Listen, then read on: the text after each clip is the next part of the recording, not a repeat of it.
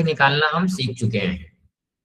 आज हम क्या करेंगे कि एलिप्स की जितनी भी चीजें हम पिछली क्लास में डिस्कस किए थे, उसके रिलेटेड जितने भी क्वेश्चंस होंगे, पहले हम उसके सॉल्व एग्जांपल सॉल्व करेंगे और फिर नए कंसेप्ट को हम आज शुरू करेंगे जो एलिप्स में हमारा बचा हुआ है।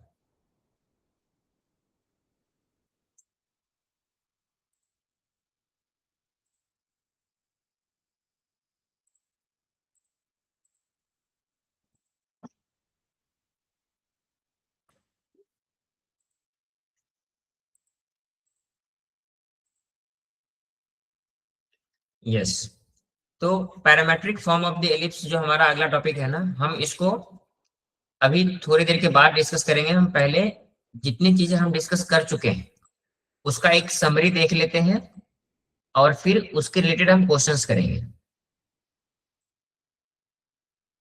तो देखो, अभी तक हमने जितना पढ़ा है ना, that is standard equation, centre, axis of symmetry, तो हम उसके एक जगह पर एक लिख लेते हैं कि क्या स्टैंडर्ड फॉर्म है, उसके हम डायरेक्ट्रिक्स कैसे निकालते हैं, और हम फिर देखेंगे कि इन सभी कंसेप्ट को यूज करके हम क्वेश्चन कैसे सॉल्व करेंगे।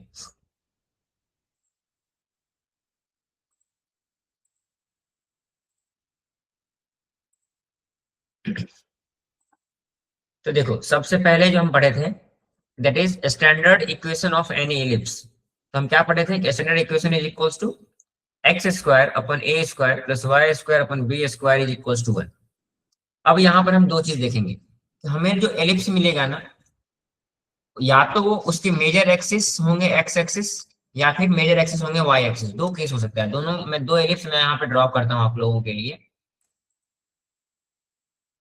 और ये दोनों जो टेबल्स दिए गए हैं ना, वो उसी के कॉरस्पॉन्डिंग्स सारे वैल्यूज हैं।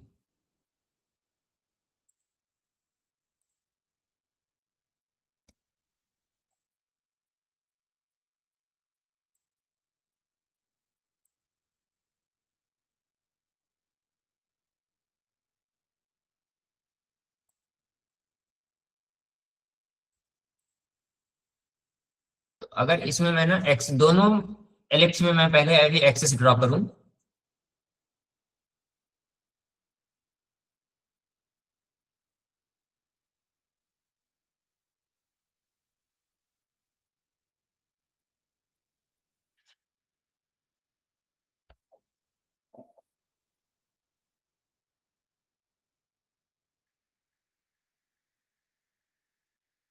देखो इसमें देखो ये एक्स एक्सिस है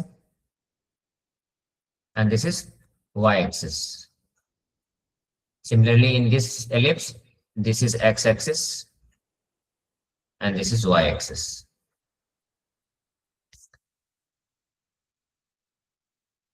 So किसी भी एलिप्स में दो फोकस होते हैं।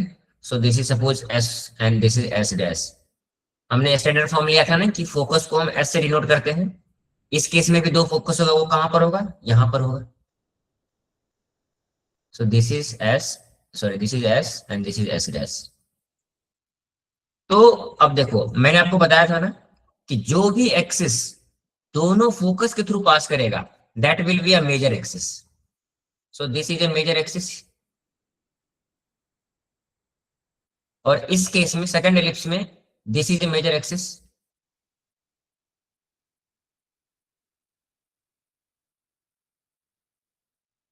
अब देखो, ये इन इस दोनों एलिप्स को ध्यान में रखते हुए हम स्टैंडर्ड इक्वेशन और बाकी सारे टर्म्स को हम अभी समझेंगे। देखो, सबसे पहला स्टैंडर्ड इक्वेशन, जैसे मान लो ये है ellipse 1 and this is ellipse 2। तो जो टेबल 1 में है ये एलिप्स 1 को रिप्रेजेंट कर रहा है, और ये जो सेकंड कॉलम में है दिस रिप्रेजेंट्स एलिप्स 2। अब देखो वो कैसे, कि सबसे पहले स्टैंडर्ड इक्वेशन क्या होगा, X square upon A square plus Y square upon B square is equal to 1 where A is greater than B. बस इस बात को आपको ध्यान रखना है कि जब भी आपको ये इक्वेशन दिया गया है, if A is greater than B, तो हमें ये समझना है इस इक्वेशन के जो मेजर एक्सिस है वो एक्स एक्सिस है। So this one, this equation, if a b is greater than a, तब हमें समझ में आना चाहिए कि, अब उसको याद कैसे रखना है कि इफ ए इज ग्रेटर, तो देखो ए किसके नीचे है, एक्स के नीचे है, तो जो ग्रेटर होगा मेजर एक्सिस वो एक्सिस होगा, उसके ऊपर उसके न्यूमरेटर में जो लिखा हुआ है, जैसे अगर ए ग्रेटर है, इसके न्यूमरेटर में एक्स है, so this ellipse has X axis as major axis. Similarly, if B is greater than A, then this ellipse has y axis as major axis. ये आपको ध्यान रखना है, क्योंकि इसी के बेसिस पर फिर सारे वैल्यूज हमारे बदल जाएंगे और सारे कोऑर्डिनेट्स भी चेंज हो जाएंगे. और दोनों एक्सिस के जो सेंटर क्या होते हैं, this is where the axis meets. So this point is origin, that is 0 0, and this is also this is centre of the ellipse. This point is the centre of ellipse.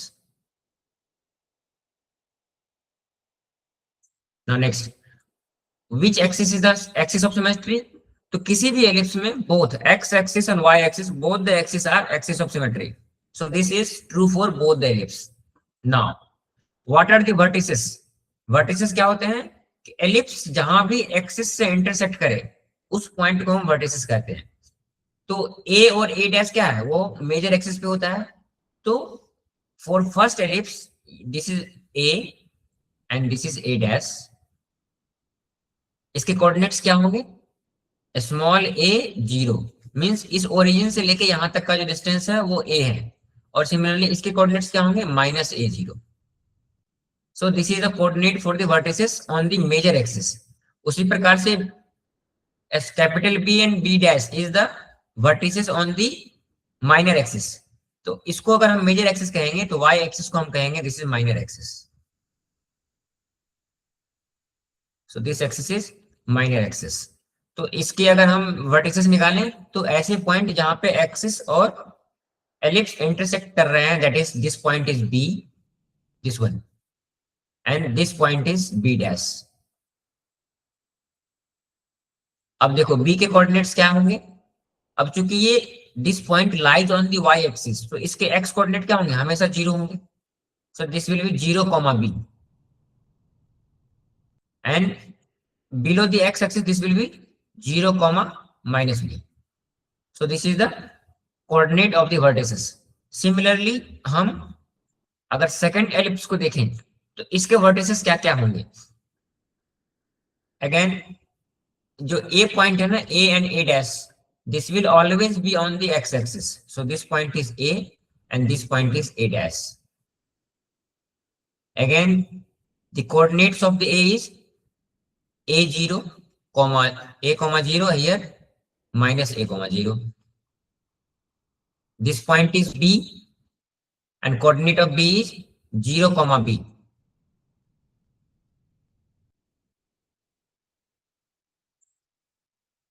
ये आप लोग अपने copy में draw कर लीजिए ताकि आपको बाद में जब ये टेबल आप पढ़े ना तो ये आपको समझ आए. 0, -b. So these are the coordinate of the vertices. Major axis and minor axis मैंने आपको बता दिया है. When a is greater than b, x is major axis and y is minor axis. When b is greater than a, then y is major axis and x is minor axis. And what is the length of major axis? कल हम ये formula derive किए थे कि 2a is the formula to find the length of the major axis. When a is greater than b, ये तभी होंगे जब जो गिवन एलिप्स का फॉर्मूला है उसमें अगर a की वैल्यू b से लार्जर है, तब total length of major axis will be 2a and length of minor axis will be 2b.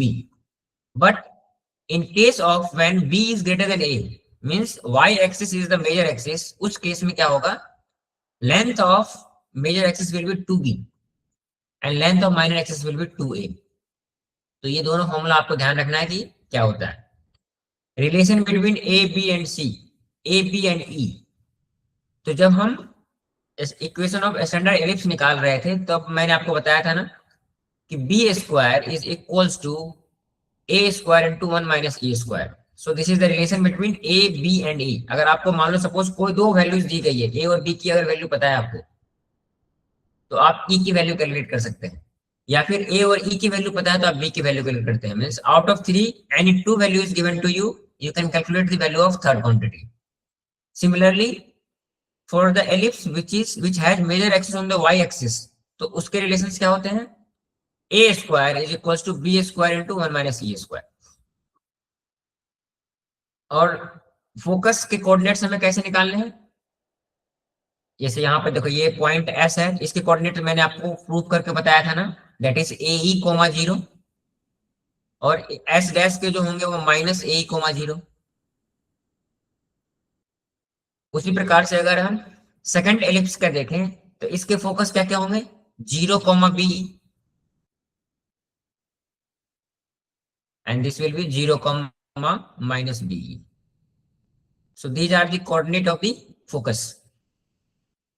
Distance between the focus means s, distance between s to s dash in both the cases, that is equals to 2ae. ये formula हम कल class में derive किए थे। And second ellipse में क्या हो जाएगा? 2be. What is the equation of directrix? अब देखो किसी भी एलिप्स के लिए हमें दो डायरेक्ट्रिक्स हमारे पास होनी चाहिए। चलो इस इक्वेशन के लिए मैं एलिप्स भी ड्रॉ करूंगा आपके लिए। तो एलिप्स कुछ इस प्रकार से होगा, ये एक लाइन होगा that is fixed distance from the focus, and इस साइड भी कोई एक लाइन ऐसे होगा। सिमिलरली यहाँ पे एक डायरेक्ट्रिक्स होंगे, this will be like this, because directrix क्या होगा? That is parallel to the major axis, parallel to the minor axis.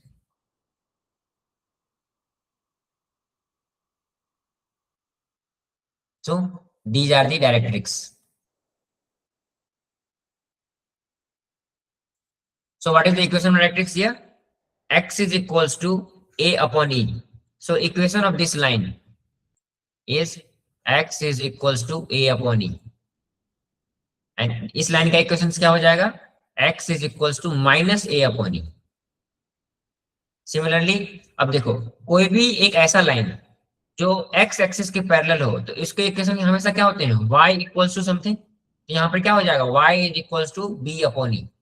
और इस प्रकार से इस डायरेक्ट्रिक्स का इक्वेशन हो जाएगा y upon y is equals to minus b upon e।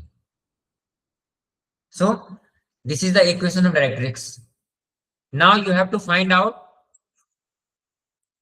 देखो इस टेबल में जितने भी फॉर्मूला लिखे गए हैं ना, ये सारे फॉर्मूला हम ऑलरेडी इससे प्रीवियस 2 क्लास में डिराइव कर चुके हैं। तो ये केवल उन सभी का समरी अलग से लिखा गया है। So now you have to find the distance between the directrix. So from this point to this point. So what will be the distance in the first case? That is 2a upon e. ये हम कल derive किए थे।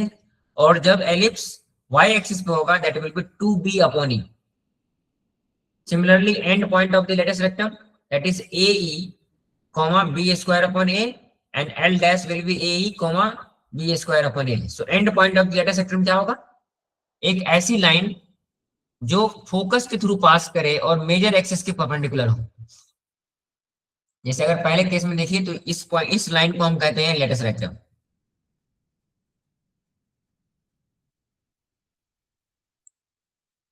देखो अब ये जो line है, सपोज मैं इसको यहाँ पे कैपिटल एल दे दूं और इसको एल डैश यहाँ पे नाम दूं, तो L dash is latus rectum. So what will be the end point of this lattice rectum? That is AE, comma B square upon A.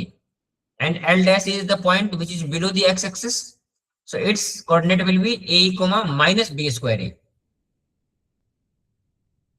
उसी प्रकार से जब मेजर एक्सिस y एक्सिस होगा तो and point of latus rectum क्या होगा? देखो अब इसमें क्या है, जो लेटेस्ट रेक्टम है this will B this one, this line is latus rectum. Suppose this is L and this is L dash. So what will be the coordinate of this? This will be a square upon b, comma be. So अगर इस point का हम देखें तो ae, comma just wait, okay. So end point will be a square upon b, comma be. और अगर L dash के हम देखें तो this will be minus a square upon b, comma be. So these are the coordinate of the L and L dash. So that is the end point of the lattice rectum. Now length of lattice rectum means L dash के हमें length calculate करना है, this length. So that is equals to 2b square upon a, and जब y axis के major axis होंगे तो length of lattice rectum will be 2a square upon b. Parametric form मैं अभी डिस्कस नहीं कर रहा हूँ क्योंकि हमने अभी इसके थियोरी अभी नहीं पढ़े हैं। Equation of the tangent at vertex, अभी हम टेंजेंट भी आगे पढ़ेंगे। और sum of the focal distance, हाँ sum of the focal distance हम कल डिस्कस कर चुके थे, that is always equals to major axis, that is 2a. So in case of ellipse which has x-axis as the major axis has length of focal, total sum of the length of focal distance is 2a, and in case of this ellipse sum of the focal distance is twice of b. So this is the symmetry. We will use all these formula to solve the question now. अब हम ऐसा करते हैं, इन सभी formula के based कुछ question पहले solve करते हैं, फिर हम बाकी के नए कंसेप्ट डिस्कस करेंगे। तो अब मुझे आप ये बताइए कि ये जो टेबल मैंने आपको अभी समझाया, ये टेबल आप लोगों को समझ में आ गया? You can raise your hand. Yes, very good. तो अब हम ऐसा करते हैं कि कुछ क्वेश्चंस को डिस्कस करते हैं, और इन सभी क्वेश्चंस में हमें वही सारे कंसेप्ट यूज करने हैं या फिर वही सारे फॉर्मूले लगाने हैं जो फॉर्मूला हम अभी इससे पहले डिराइव किए हैं और अभी मैंने आपको टेबलर फॉर्म में बताया। तो now the first question is, हमें क्या क्या, देखो फर्स्ट क्वेश्चन में क्या क्या फाइंड आउट करने हैं। तो we have to find the coordinate of the foci, the vertices, length of major axis, eccentricity and the length of latus rectum. ये चार चीजें हमें इस चार गिवन इक्वेशंस के लिए फाइंड आउट करने हैं। तो कभी भी जब आपको इक्वेशंस दिया गया हो ना, तो हमारा सबसे पहला काम होगा कि उस इक्वेशन को स्टैंडर्ड फॉर्म में लिखना और फिर वहां से ए और बी की वैल्यू निकालना। अगर हमें ए और बी की वैल्यू मिल गई तो उससे हम ई की वैल्यू निकाल सकते हैं, और जब हमें अगर ये तीन वैल्यू मिल गई तो सारे फॉर्मूला हमारा इसी तीनों वैल्यू पर रिवॉल्व करता है। जैसे देखो सबसे पहला क्वेश्चन है कि equation of the standard ellipse is x square upon 16 plus Y square upon 9 is equals to a. तो हमें इसको किस फॉर्म में लाना है, that is x square upon a square plus Y square upon B square is equals to 1। अब देखो यहाँ पे इक्वल्स टू 1 तो हमें ऑलरेडी दिया गया है, सिंपली हम क्या करेंगे, यहां से हम लिख सकते हैं, सो this is the standard form of the equation. अगर हम इस दोनों इक्वेशन को आपस में कंपेयर करें तो हम यहां से लिख सकते हैं कि a square is equals to 16 and b square is equals to 9। क्यों, x square upon a square और यहाँ पे 16 है, मतलब ए स्क्वायर की वैल्यू जो है वो 16 के बराबर है, and Y square upon B square, so B square की जो वैल्यू वो 9 के बराबर होनी चाहिए, तभी यहाँ पर ये 1 बराबर होगा। तो इससे हमें पता चल जाएगा कि a is equals to 4 and b is equals to 3। अब हमें एक बार मालूम चल गया कि a और b की वैल्यू मालूम चल गई, तो हम ये पता कर सकते हैं ना कि विच वन इज ग्रेटर। सो यहाँ पर क्या है, a is greater than b। तो अभी जस्ट मैंने आपको टेबल में समझाया था, when a is greater than b, x is the major axis, so x axis is the major axis and y axis is the minor axis. हमें ये चीजें मालूम चल गई। अब देखो अगला हमें क्या फाइंड आउट करना है। हाँ, तो सबसे पहले हमें क्या बताया गया यहाँ पे, फाइंड दी वर्टिसेस। अब वर्टिसेस फाइंड आउट करने के लिए अभी जस्ट हम पढ़े हैं ना कि जब एक्स एक्सिस मेजर एक्सिस होगा तो vertices will be a,0 and minus a,0 and b। जैसे है ना कि देखो ये एक एलिप्स है, यहाँ पर ऑलरेडी ड्रॉ किया हुआ, इसी से मैं समझाता हूँ आपको। देखो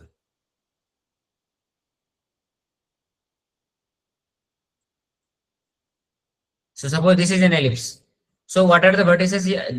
This ellipse is has major axis on x axis, लेकिन हमें यहाँ पे क्या मालूम चला है, a is greater than 0, greater than b, means this ellipse has x axis as the major axis.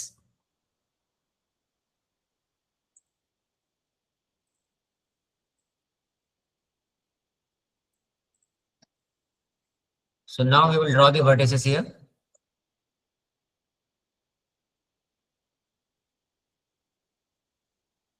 So this is major axis.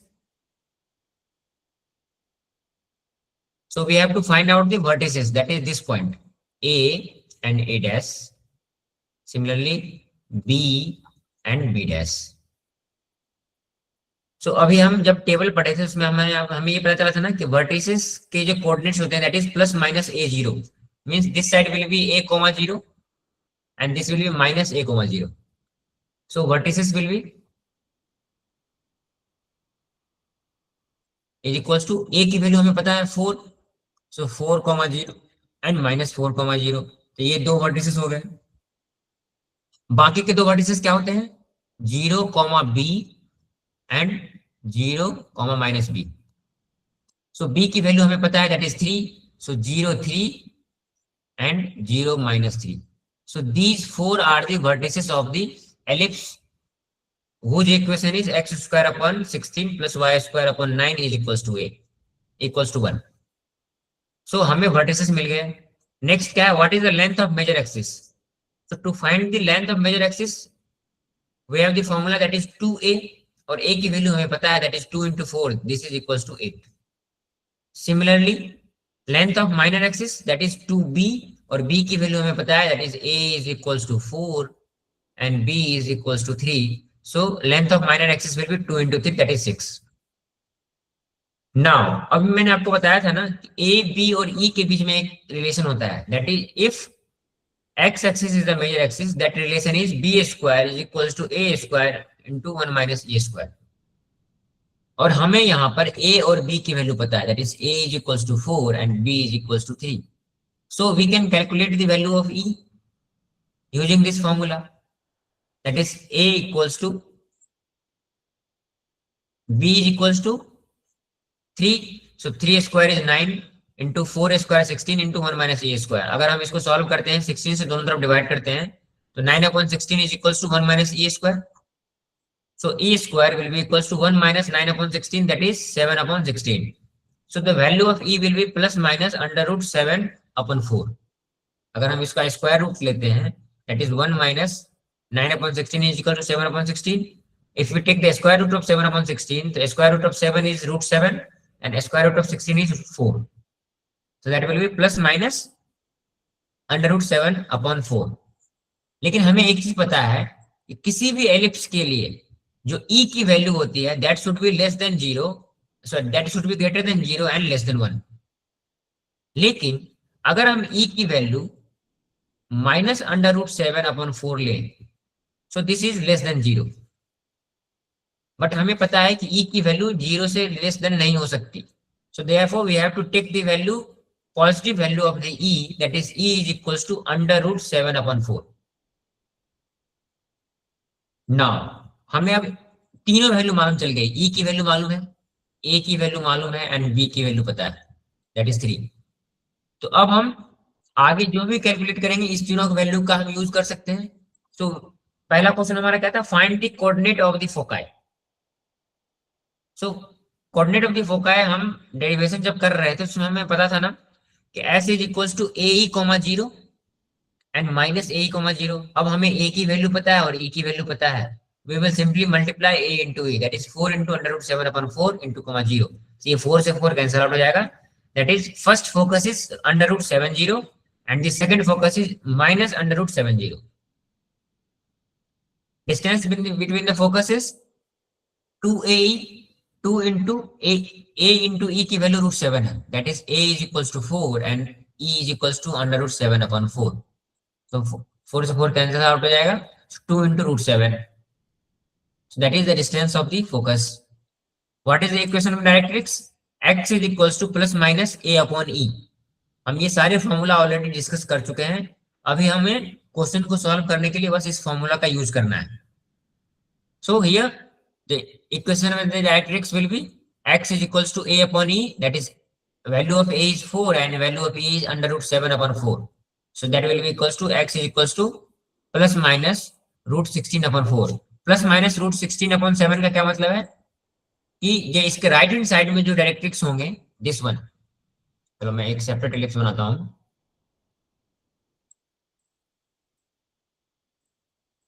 Suppose this is an ellipse. So we will have one directrix here and another directrix here.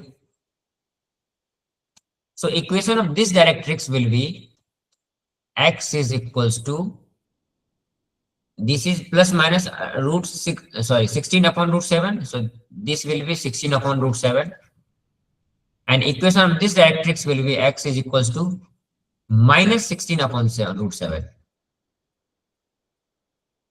तो ये plus minus का मतलब है कि one of the directrix is on the positive side of the axis and one of the directrix is on the negative side of the x axis. So ये दो equation of the directrix हो जाएंगे. Now distance between the two directrix means distance from here to here, that is equal to twice of a upon e. और a upon e की value क्या है? 16/√7. सो we will multiply just by 2 here, that is 32/√7. End point of the latus rectum. तो इन सभी case में ना आपको बस ये फॉर्मूला ध्यान में होनी चाहिए. अगर आपको ये फॉर्मूला याद है और a, b एंड e की वैल्यू पता है तो आप किसी भी फॉर्मूला को यूज करते हुए उसके कॉरस्पॉन्डिंग वैल्यूज निकाल सकते हो. जैसे यहाँ पे अगर end point of the latus rectum क्या हो जाएगा? a, b²/a. तो we know the value of a and e, that is √7. b²/a will be 9/4. So the end point will be √7, 9/4.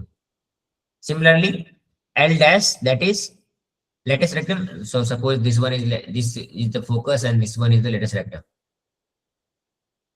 This point is L and this is L dash. So we have to find the coordinate of this point and coordinate of this point. So obviously this point is below the x-axis, so it will be negative. It will have a negative y value, that is √7, -9/4, and this will be √7, 9/4. So these are the end point of the latest rectum. And last question हमारा क्या था? Find the length of latest rectum. So length of latest rectum is given by the formula 2b²/a. So 2 into 9/4, that is 9/2. So this is the length of the latest rectum, means distance between L and L dash. This distance, this one.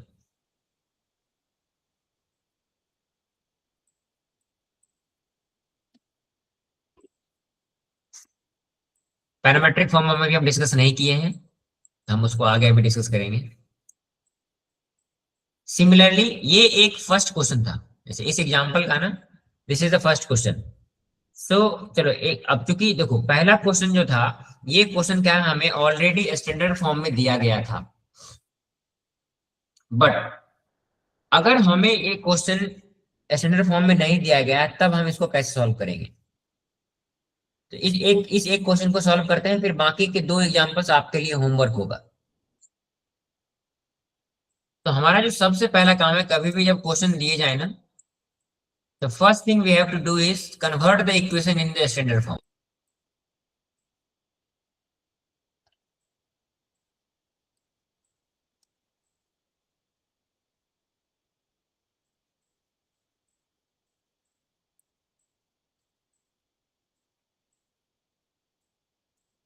देखो यहाँ तो हमें जो equation दिया गया, that is 3x² + y² is equals to 1.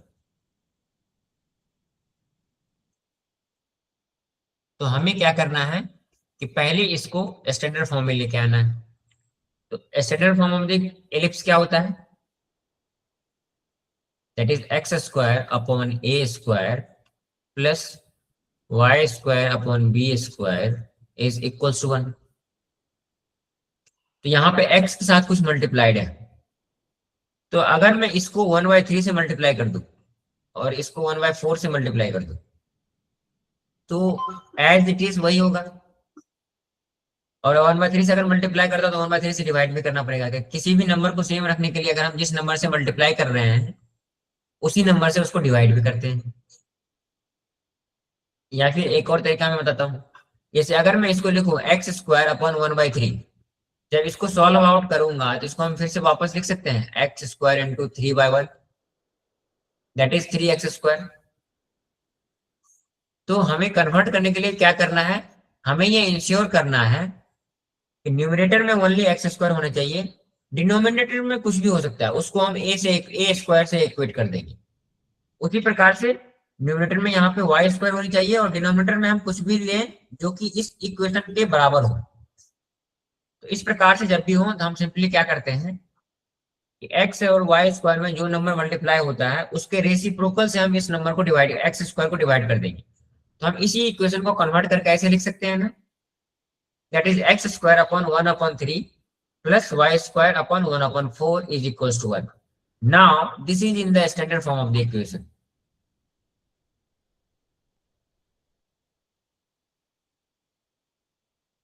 तो इसको अगर हम इस standard equation of the ellipse से कंपेयर करें तो यहाँ पे हम कह सकते हैं that is a square is equals to 1/3. That is this value is a square. Similarly, b square is equals to 1 upon 4. Now, if we know the value of a square and b square, we can find out the value of a and b. That is 1 upon root 3 and 1 upon b2. अब हमें यहाँ पे फिर से find out करना है कि what is the relation between a and b. If a is greater than b, this ellipse has x axis as the major axis. If b is greater than a, then this ellipse has the y axis as the major axis. तो देखो 1 upon root 3 और 1 upon 2 में कौन सा बड़ा है? a is greater than b. So which one is the major axis? X axis is the major axis.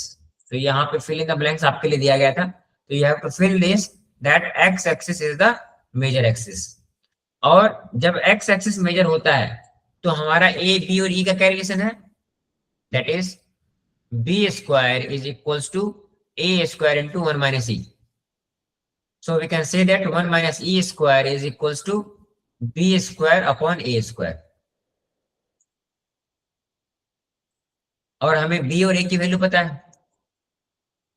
तो b square is equals to 1 upon 4 and a square is equals to 1 upon 3. So e square 1 minus e square is equals to b square is 1 upon 4 divided by 1 upon 3. जब हम इसको आगे solve करेंगे this is equals to, चलो इसको मैं इधर लिखता हूं आपके लिए. So what from here we can say that this is the relation b square is equals to a square into 1 minus e square. इससे पहले वाले क्वेश्चन में भी हमने इस रिलेशन को फॉलो किया है ना. देखो यहाँ पे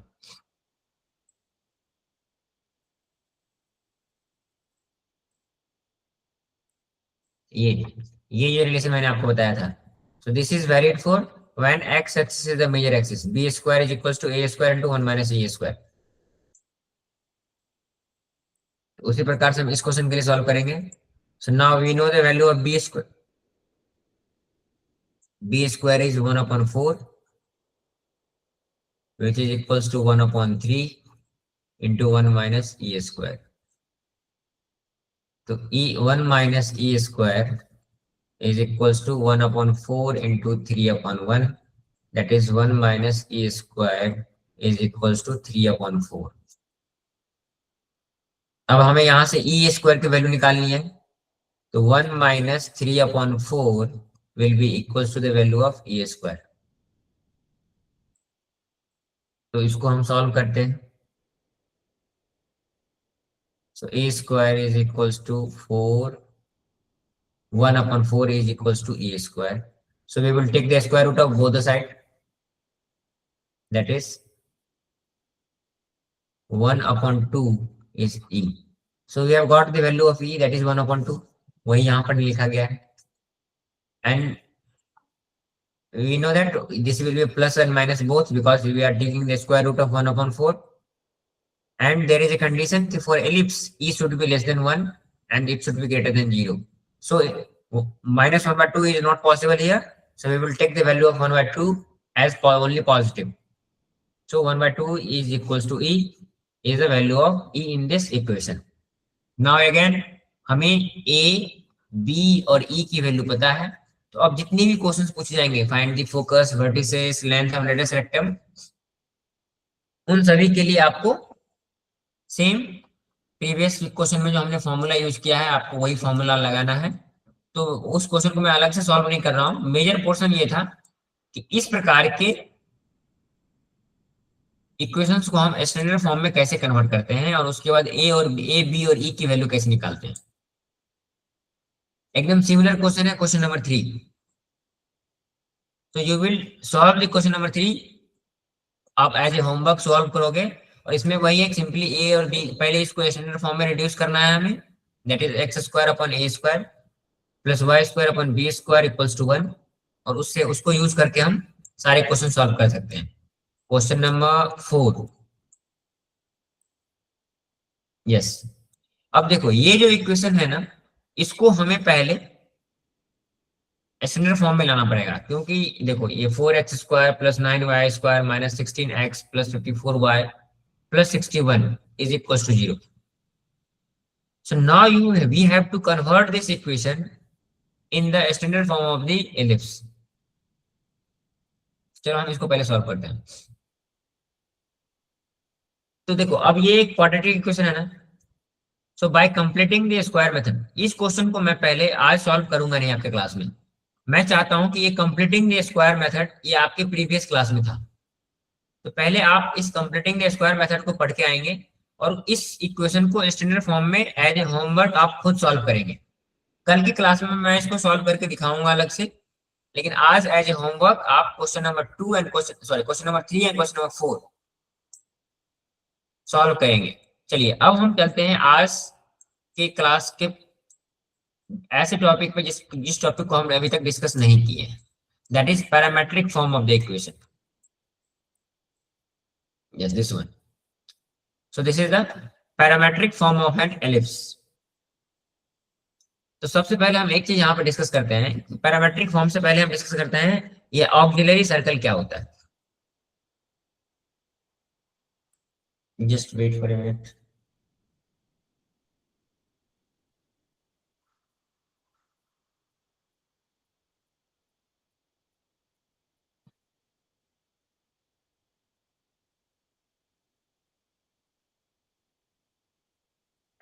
यस, तो देखो अभी क्या है ना कि अभी जो हम एलिप्स ड्रॉ कर रहे हैं,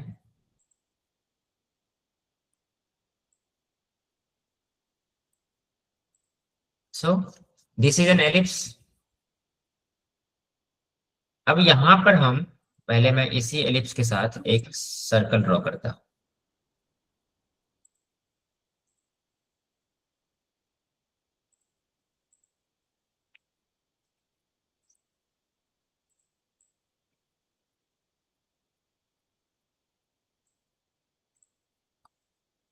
तो इसके एक्सिस में ड्रॉ कर लेता हूं।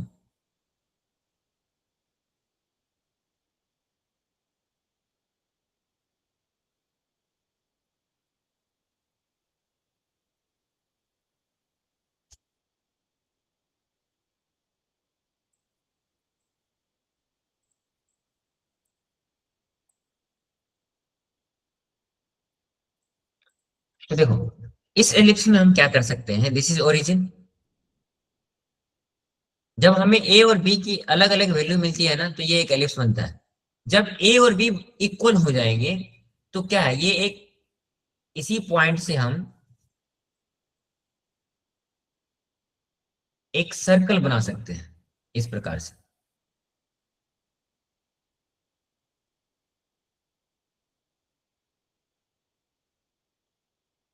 Wait, just wait. चलो मैं आपको इस फिगर से समझाता हूं। यहाँ पे क्या किया गया है, a circle drawn with a major axis that is a dash as a diameter. अगर हम ये जो एलिप्स का ये है ना, a dash that is length of the major axis, अगर इसको डायमीटर कंसीडर करके एक सर्कल ड्रॉ करें, इस सर्कल को हम कहते हैं auxiliary circle. So this is auxiliary circle. अब हम ना इसका यूज करेंगे parametric form of the ellipse लिखने में। वो कैसे, देखो। So suppose we have a point P xy on any point on the ellipse. So this is a point. This is point P which whose coordinate is xy. ओ ये point कहां पर है, ellipse पे। So we are taking any other point Q, and this point Q is on the this auxiliary circle which we have drawn using the length of major axis as the diameter of the circle, such that QPN means this line starts from Q, intersect the ellipse at point P, and meet the x-axis at point N. So QPN is perpendicular to the major axis. So this line is perpendicular to this major axis, that is x-axis. Now measure of angle XOQ. So this is point XOQ, means this length. So measure of this angle is suppose theta. So we can find out that is Q, this point. इस point के coordinates क्या क्या होंगे? अब देखो ये कैसे हम निकालेंगे, ये मैं आपको यहाँ अलग से, इस ट्रायंगल को मैं अलग से बनाता हूं यहाँ पर.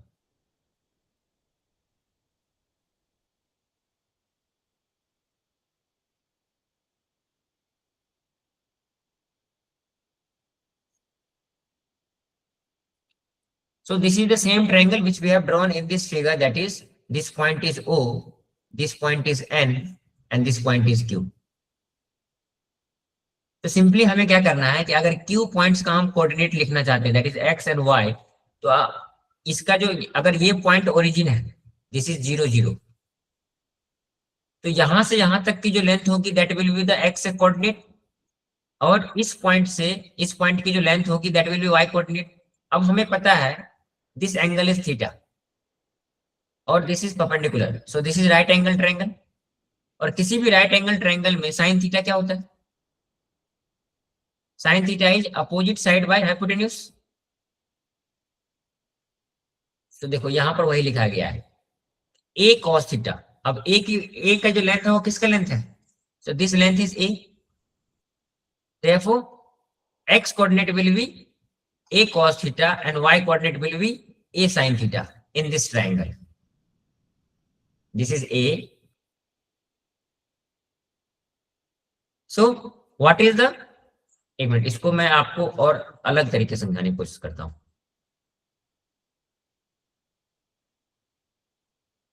So this point is pxy, so this is on the ellipse. So x coordinate is a cos theta and we have considered y coordinate as y only. क्योंकि देखो यहाँ पे देखो ये जो फोकस है ना, तो एलिप्स का जब हम इक्वेशन पढ़ रहे थे तो फोकस का ये जो यहां से यहां तक का लेंथ है, this is a, so therefore the x coordinate will be a cos theta, क्योंकि अगर ये एक राइट एंगल ट्रायंगल है and we have theta and this length is a, so x coordinate will be a cos theta. अब हमें पता है कि this point lies on this ellipse, so इस पॉइंट के जो कोऑर्डिनेट्स हैं वो एलिप्स के इक्वेशन को सेटिस्फाई करना चाहिए. so therefore a cos square, a cos theta का whole square upon a square plus y coordinate इसके क्या है y, so y square upon b square will be equal to 1. हम इसको सॉल्व करेंगे, ये क्या आ जाएगा, cos square theta plus y square by b square is equal to 1. And इसको फाइनल सॉल्व करते हुए यहां से हम y कोऑर्डिनेट की वैल्यू निकाल सकते हैं, that is plus minus b sin theta. So therefore, और हमें ये पता है कि ये जो y कोऑर्डिनेट है वो in the positive coordinate, this is the first quadrant, तो यहाँ पे नेगेटिव वैल्यू हो नहीं सकती, इसलिए we will only take b sin theta. So pxy is the a cos theta plus b sin theta is the coordinate of the this point. और अब देखो, अब क्या हम क्या कर रहे हैं यहाँ पर कि x और y की वैल्यू को एक किसी दूसरे पैरामीटर में डिनोट कर रहे हैं, that is in the value of theta. तो यहाँ पर जो है ये theta is a parameter and we are writing the equation of the ellipse in terms of theta, that is in terms of parameter. So whenever any equation is written in terms of parameter, that is parametric equation of the ellipse. So here we have x is equals to a cos theta and y is equals to b sin theta. This is the parameter of the ellipse, and we can, if we replace the value of x and y here in this equation, that will be called as the parametric equation of the ellipse. And here also we have to write the value, that is a is greater than b, then only the x-axis will be the major axis. So whenever any equation of the ellipse is written in the form of any parameter, that is theta here, so in that case that equation is called the parametric form of the ellipse. हम आगे इसके भी questions भी solve करेंगे और उससे आपको पता चल जाएगा किसी भी इक्वेशंस की पैरामेट्रिक फॉर्म्स हम कैसे लिखते हैं. अब देखो, हमें अब अगर parametric form of the ellipse दिया गया है तो उसके एसेंट्रिक एंगल कैसे फाइंड आउट करते हैं. ये जो मैंने आपको एंगल कंसीडर किया था ना, this angle, here. So this angle is called as this theta. The theta is eccentric angle. So this theta is the eccentric angle of the ellipse in the parametric form.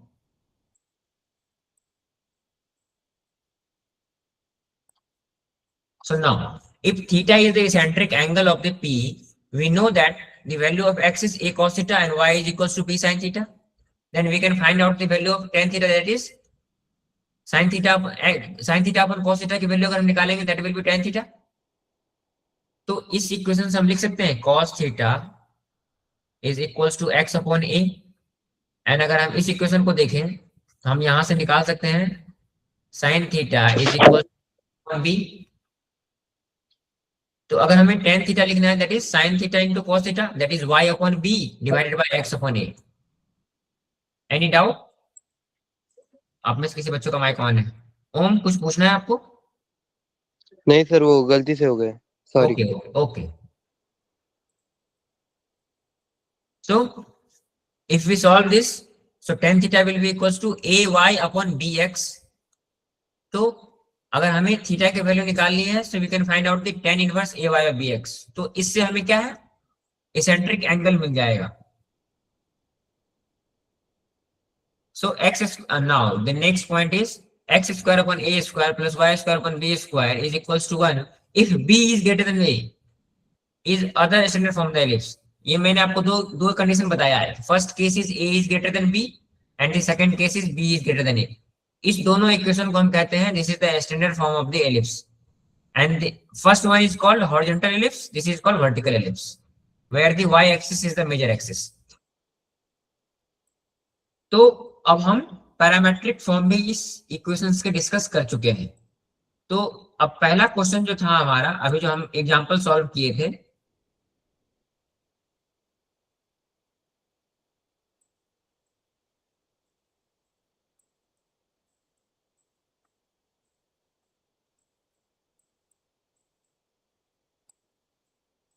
तो जैसे आपके ये 4 equations दिए गए हैं ना, तो आप एज ए होमवर्क क्या करोगे, इस चारों इक्वेशंस के पैरामेट्रिक फॉर्म में लिखोगे आप, कि अगर इस इक्वेशंस को हमें पैरामेट्रिक फॉर्म में लिखना है तो कैसे लिखेंगे.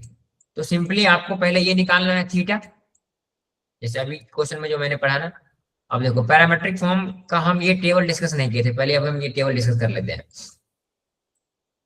देखो अभी मैंने आपको बताया पैरामेट्रिक फॉर्म में क्या होता है कि x की वैल्यू जो होती है that is a cos theta where theta is the eccentric angle and y is the b sin theta where theta is eccentric angle. ये कब होंगे, जब ellipse is means major axis of the ellipse is x axis and in the second case when the major axis is y axis. In that case x will be equals to again a cos theta and y will be b sin theta where theta is the eccentric angle.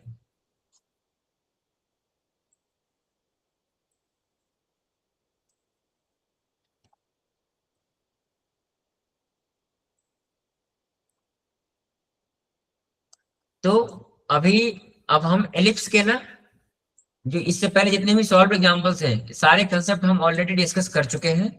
अब आपका ये homework है कि example जितने भी solve examples हैं सभी questions को आप सॉल्व करेंगे. चलिए, तो एग्जांपल 1 के 2 क्वेश्चन मैंने सॉल्व करके आपको बता दिया है. एग्जांपल 2 और एग्जांपल 3 हम अभी डिस्कस करेंगे और फिर आगे कंसेप्ट हम डिस्कस करेंगे.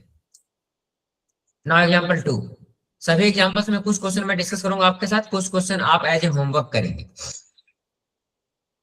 तो यहाँ पर आपको आप देखो क्या दिया गया, फाइंड द, इससे पहले क्या दिया गया था आपको, इक्वेशन ऑफ द एलिप्स दिया गया था और बाकी सभी चीजें फाइंड आउट करनी थी. अब यहाँ पे कोई और चीजें दी जाएगी और उससे आपको इक्वेशन ऑफ द एलिप्स निकालना है. देखो हम वो कैसे करेंगे. So here the question is find the equation of the ellipse having vertices at plus minus 13 0 and foci at plus minus 5 0. तो यहां पर आप तभी निकाल पाओगे जब आपको पता होगा कि वर्टिसेस का क्या फॉर्मूला होता है एंड फोकाई का क्या फॉर्मूला होता है किसी भी इक्वेशन में. तभी जाके आप इक्वेशन ऑफ द, क्योंकि इस दोनों को यूज करके आपको a और b की वैल्यू निकालनी है. अब देखो हमें ये पता है कि vertices is at plus minus 13,0। अब किसी भी इक्वेशन ऑफ द एलिप्स में जो वर्टिसेस होते हैं उसके फॉर्मूला क्या होता है, that is plus minus a,0। और यहाँ पे a की जगह पे क्या है, 13 है। तो हमें ये मालूम चल गया कि जो a की वैल्यू है that is 13। Now foci is plus minus 50। सो जो फोकाई की जो वैल्यू होती है वो दैट इज प्लस माइनस ए ही होता है। हमें यहां से ये पता चल गया कि a into e is equal to 5। Plus minus हम आगे इसको लगा सकते हैं। हमें अब a की वैल्यू 13 है और a की वैल्यू 5 है, तो यहां से हमें e की वैल्यू निकल जाएगी, that is e is equal to 15 upon a, that is equal to 15 upon a की वैल्यू 13 है। हमें a की वैल्यू मालूम चल गई और e की वैल्यू मालूम चल गई, तो we have a relation between a b and e, that is b square is equal to a square into 1 minus e square. इस फॉर्मूला को यूज करते हुए हम b की वैल्यू निकाल लेंगे। अब हमें b की वैल्यू मिल गई, दैट इज 12। ए बी और ई मिल गया, तो हम इक्वेशन ऑफ द एलिप्स लिख सकते हैं, that is x square upon a square plus Y square upon B square is equal to 1। हमें ए की वैल्यू पता है दैट इज 13, बी की वैल्यू हमें पता है 12, तो हम सिंपली इसको लिख सकते हैं एक्स स्क्वायर अपॉन 13 का square 169 plus Y square upon 12 का स्क्वायर 144 इक्वल्स टू 1।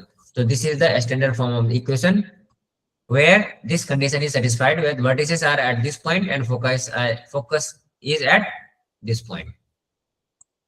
तो इस प्रकार से क्वेश्चंस भी आपको पूछे जा सकते हैं कि आपको कोई दो टर्म दे दिए गए हों और उससे आपको इक्वेशन ऑफ द एलिप्स निकालना है। तो जब भी इक्वेशन ऑफ द एलिप्स निकालने के लिए आपसे पूछा जाए तो आपका सबसे पहला कोशिश यही होना चाहिए कि you have to find the value of a and b. If you find the value of a and b तो आप directly standard form of the equation लिख सकते हैं। और अलग अलग टर्म के लिए ए और बी निकालने का अलग अलग फॉर्मूला है। सारे फॉर्मूला आपको ध्यान होना चाहिए और उसका एक ही उपाय है कि आप जितनी ज्यादा से ज्यादा क्वेश्चन सॉल्व करेंगे आपको सारे फॉर्मूला याद होते जाएंगे। Now the next question, find the eccentricity. हमें अब इसेंट्रिसिटी का मतलब क्या है, ई की वैल्यू फाइंड आउट करनी है। जब भी आपसे पूछा जाए ना find the eccentricity, so you have to find the value of e of an ellipse whose length of latest rectum is 1/3 of its minor axis। अब यहाँ पे कुछ नहीं दिया गया है, दोनों के बीच में रिलेशन दिया गया है। क्या रिलेशन दिया गया है, देखो कि length of latus rectum is equals to 1/3 of the minor axis. तो आपको ये पता होना चाहिए कि लेंथ ऑफ लेटेस्ट रेक्टम निकालने का क्या फॉर्मूला है और माइनर एक्सिस का क्या फॉर्मूला है। उससे हमें ए और बी की आपस में रिलेशन पता चल जाएगा। So the length of latus rectum निकालने का क्या फॉर्मूला होता है,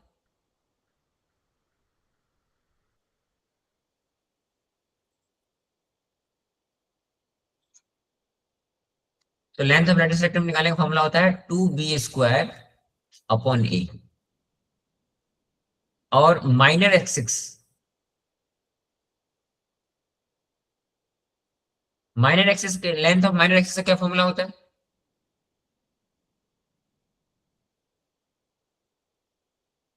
बताओ एनीवन। देखो इसके लिए आपको मैंने अभी बताया था ना, ये टेबल आपको हमेशा ध्यान में रखना पड़ेगा कि किसी भी क्वेश्चन को सॉल्व करने के लिए तो आप लोग ऐसा करो कि ये टेबल अच्छे से रिवाइज करो और अपनी कॉपी में अलग से लिखो। अब देखो लेंथ ऑफ माइनर एक्सिस है ना 2b और length of major axis 2a। जब x एक्सिस मेजर एक्सिस होगा, सिमिलरली जब y एक्सिस मेजर एक्सिस होगा that is 2b and 2a।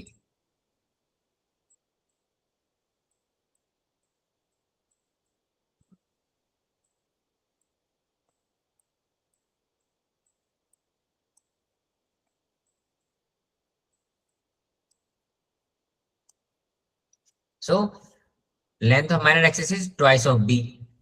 अब इस दोनों की वैल्यू यहाँ पुट कर दो, दिस इज ये है that is 2b square upon a is equal to, अब यहाँ पे क्या कहेगा, this is 1/3 of minor axis, तो 1/3 into minor axis twice of b। अब हम इसको यूज करके हम क्या कर सकते हैं, a और b के बीच में रिलेशन निकाल सकते हैं। तो देखो अगर हम यहाँ इसको देखें, इस b से b स्क्वायर कैंसिल आउट कर सकते हैं, तो हमें यहाँ क्या मिल जाएगा, b इज इक्वल्स टू 1/3, और ये 2 से 2 कैंसिल आउट हो जाएगा, तो b is equals to 1/3a। हमें अब b के बीच में रिलेशन मिल गया, और हमें एक चीज और रिलेशन बताया है, that is b square is equals to a square into 1 minus e square.